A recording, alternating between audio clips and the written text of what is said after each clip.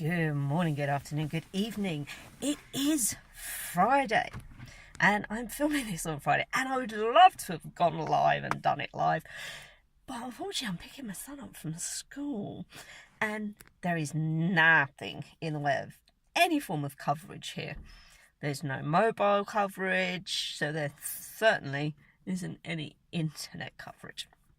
So I figured I'll just record it, use my time wisely, as I keep telling you all, and yeah, then we can finish off our week and get ready for a new week. So, I'm so excited.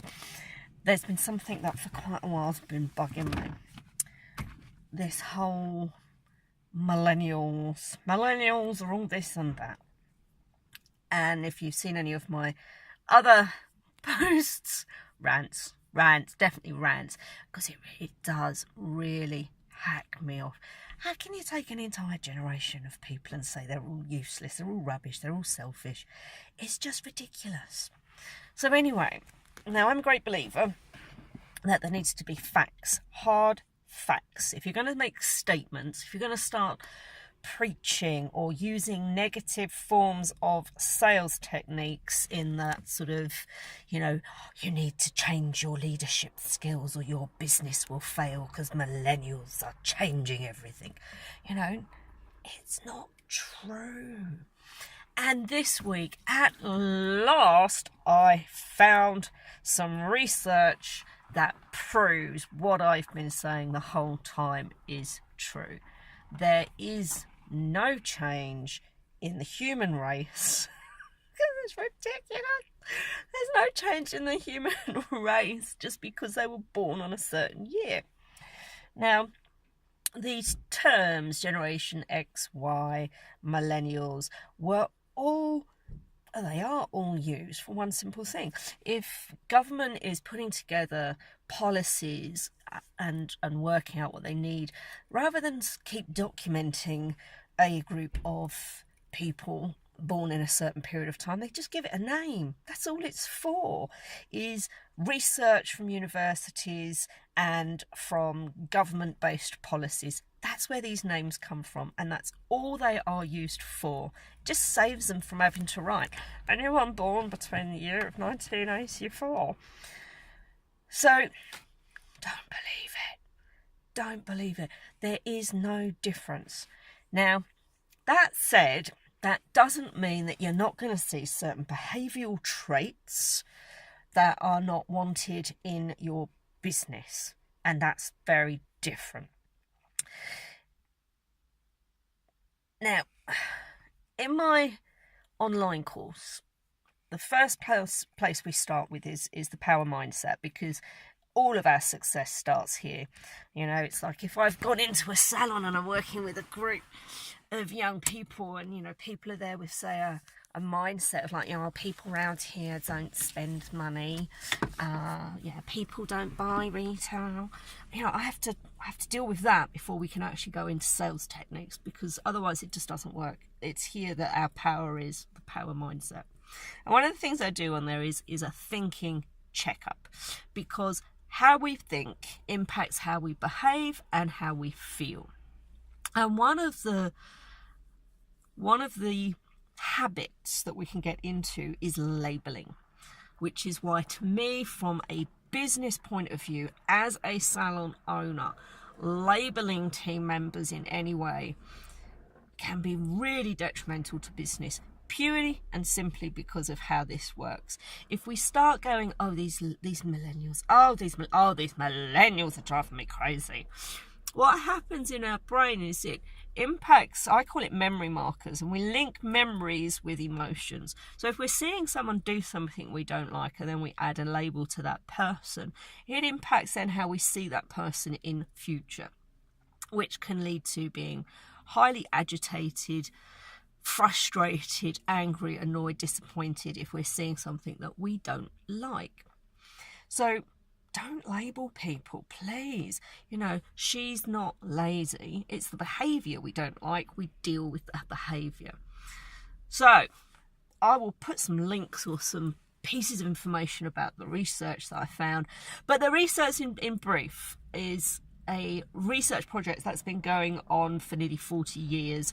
It has over 4 million people involved in the research project, and part of the research has been to speak with people at the age of 18 and find out about what their work ethics were, what their aspirations were, their thinking processes. And the basics that they found from that research is there is only a slight difference between the thinking processes, the aspirations, wants, work ethics from the baby boomers all the way up past generation X. Where are we on now? We're on Z now, aren't we? So Y and the millennials. The difference is so minuscule that saying that the generation of millennials has changed is not factually correct. Yes, I am so pleased. I work with young people that I've not seen any change. It's just behaviours and habits. Young people have habits from their teenage years, which if they're coming into adulthood, they're going to keep. And then from a point of brain development, the final part of our brain to develop actually doesn't finish until we're 25. And that part is the frontal cortex, which is involved in empathy, thinking and considering other people, and how we logically process problems and solve difficult situations. So if you ever find yourself with a young person who's done something that you can look at and go, you know, what were you thinking? And they're like, oh, I don't know, it seems a sensible idea. That's just part of how the frontal cortex works, and it's not developed until we hit our sort of 18 to 25-year-old period. So there you go. Millennials have not changed.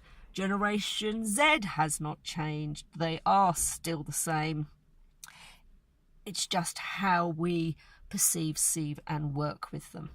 And one final thing, I'm going to put this in the written comments because I thought this was brilliant. This person finished off their research, and what they finished on was a quote, I suppose that's the best word, from Socrates, who's a Greek philosopher from 2,500 years ago.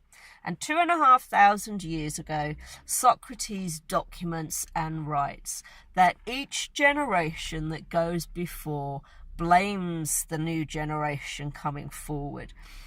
In other words, we get to a certain age and we look at the youngsters and we think, good God, these people, they're so ungrateful and rude.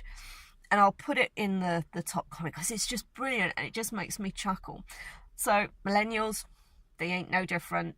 Don't believe the hype. Don't get drawn into people who are using it to market their business or sell to you falsely that as an owner of a business or a leader of teams, you are going to have to change how you work to get the most out of these people.